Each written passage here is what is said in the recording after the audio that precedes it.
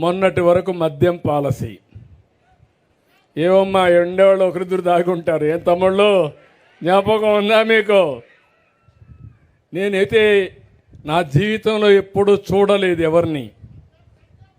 మద్యం అంతా వీళ్ళు, డిస్టిలరీస్ వీళ్ళే ఓనర్షిప్, అక్కడి నుంచి హోల్సేల్ వీళ్ళే, రీటైల్ వీళ్ళే, షాపులో అమ్మేది వీళ్ళే, కల్తీ చేసేది వీళ్ళే. ప్రజలంటే ప్రజల ప్రాణాలు లెక్క లేకుండా చేసి పారేశారు. అందుకే నేను చెప్పా, ఎవరైనా సరే ఇందులో ఏలు పెడితే షాక్ కొట్టాలి. నూతనమైన మద్యం పాలసీ తీసుకొచ్చా.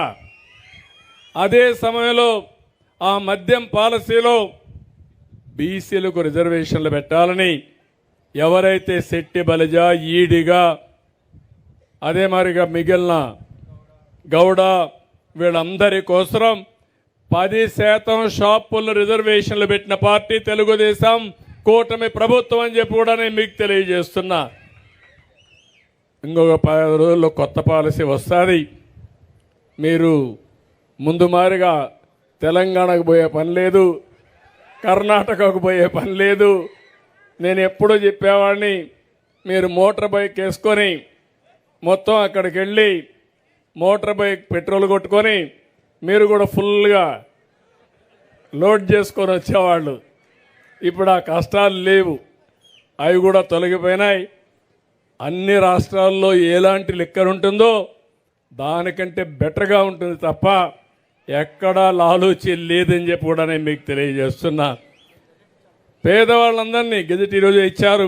పేదవాళ్ళని నేను చూశాను.